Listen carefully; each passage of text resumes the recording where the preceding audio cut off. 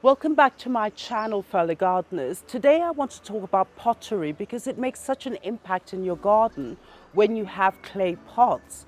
Now mine are completely scattered everywhere. I just seem to collect a lot of pots. So today I thought, why don't we have a look and see how we as Kenyans make our garden pots? It's actually really interesting. Because in our culture, we do have pots where we store water, we store grain, and also use clay pots for cooking. So welcome back to my channel. My name is Alice and I'm the Red Soil Gardener.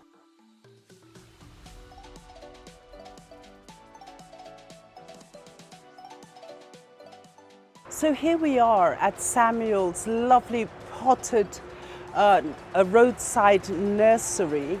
And the beautiful thing about it, look at all these shapes and sizes. And I mean, this sort of pottery is an art piece.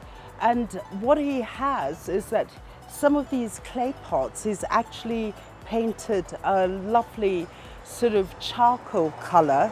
And some of these down here, he actually has designs on them. And they're all in different levels, and you can get small pots, you can get small rounded pots there, and all these fancy designs. Isn't that exciting?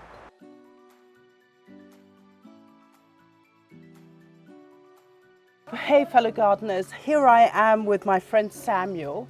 For the last 30 years I've been buying all my pots from Samuel because he makes the best pots in Nairobi, and this is all his creation, him and his uncle. So Samuel, I would like him to explain to us how to make these pots, because there's so much artistry in the pot making and also using the local material to make these pots, and he's going to walk us through it. Continue, Michael. Thank you, thank you, thank you. Now I'm going to take you around. I'll show you the process, the mix of the clay and a special sand from Murang'a, and I'll take you all through the process. Thank you. Thank you. Then show us how to do it.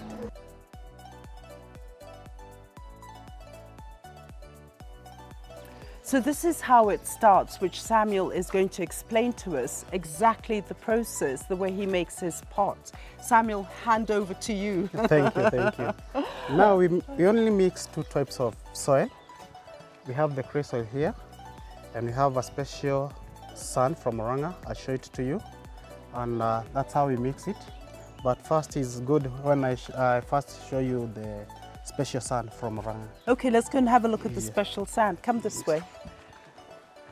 This is the special sand that we get from Murang'a, and I want to show you how special it is. Oh wow. You see? Oh my gosh. It becomes so shiny. It's a shiny It's thing. like golden Yes. color. Beautiful. That's why we call it special soil from Murang'a. Yes. This is the one that we mix with the clay soil. Clay soil, you can just get it around Kiambu. Okay. Yes. Not so far from here. Then you mix this with water. With water? With water. This is Nothing just else. plain with water? Yes, with water. Yes. And the clay soil. Okay. Nothing else. We don't use cement here. No. It's everything is organic. Organic. So now we go into the second stage of pot making.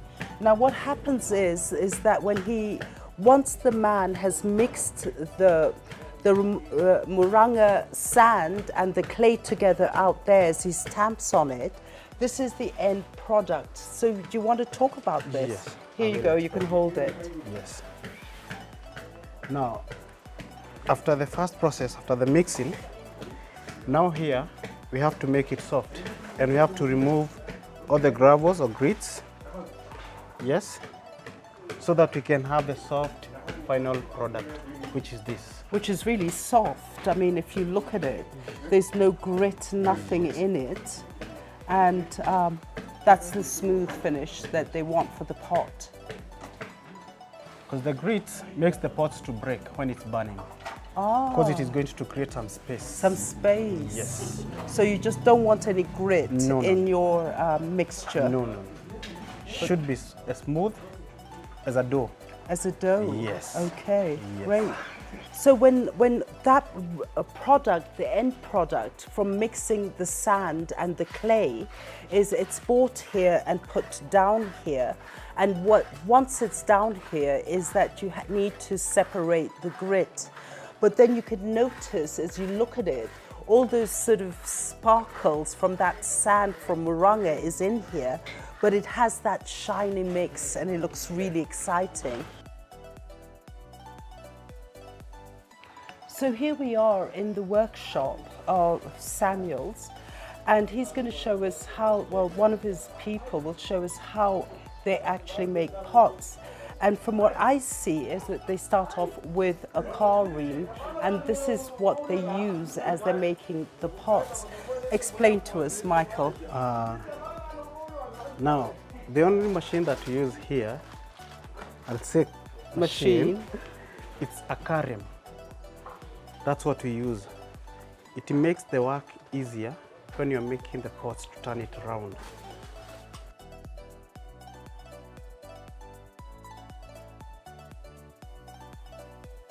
You've seen it? Yes. How it works? Very simple. Yes. Very simple. And I think it's so practical. Yes. Recycling things. Yes. Very nice. The process of making pots, like the small one, that takes like about 10 to 15 minutes. So Akasho can make like about 20 pots in a day. 20 pots in a day. Yes.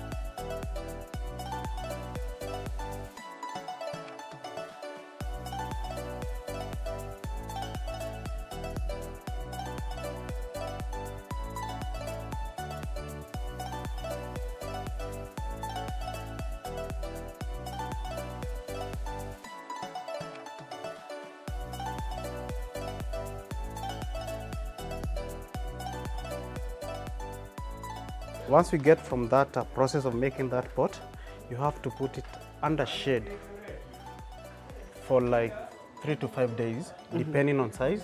There are some which are going for even 3 weeks or almost a month. But those must be big pots. Big pots, massive ones. Yes. Yes. Then after you remove them under shade, you put them on direct sunlight. Okay. Yes.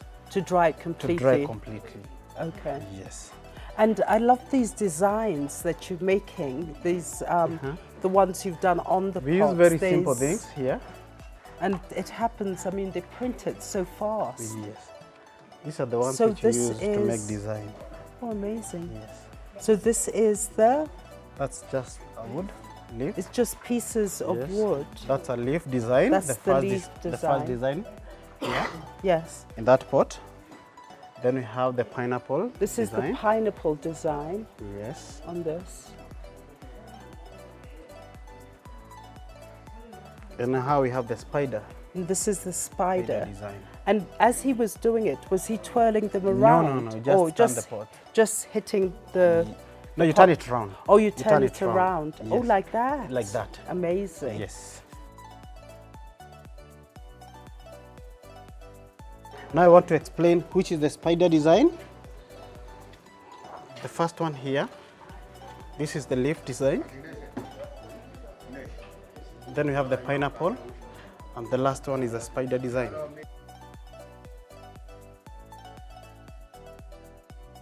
So Samuel, this is all very exciting for us because I have never been in a place where they actually make pots and make pots by hand without the machines. Look at these lovely pots, the size of them, and the one behind you there.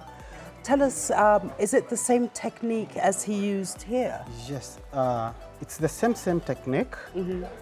Now this we call it basin. A basin? A basin. It's the final product is that one. Oh, beautiful. Over there. And this we call it the tall wine glass. Oh, the tall wine glass shape. Yeah, it does look like a wine glass. Yes. And they started exactly the same way from base. From base. With moving it and... Yeah, turn it round and round and round. Yeah. So what is he doing at the moment? At the moment he's trying to make it into shape. And by beating it? Yes. He's looking for any air in it. Oh, to remove the air pockets? Yes. Interesting. Yes.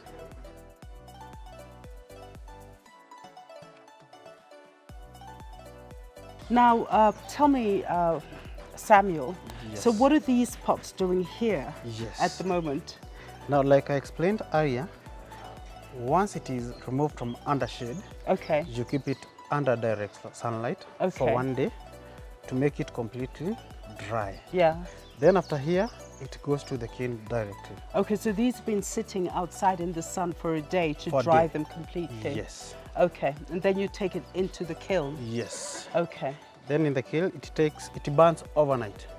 Okay. Yes. And what do you use in the kiln? We use firewood. Just firewood, but then you close it up with...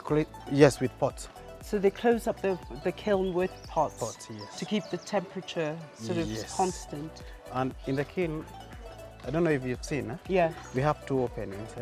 There's somewhere that we add firewood. There's a place where we add firewood. To keep it burning for like 12 hours, that is overnight. Yes. Then after they're ready, you cannot remove them directly.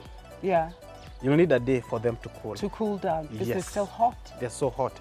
They turn red when they're burning. Oh my gosh. Yes. Interesting. Red hot. Yeah. Yes. And so what happens, so once they're burnt and that's ready now, that's ready. They'll change their color to that lovely red color. Yes.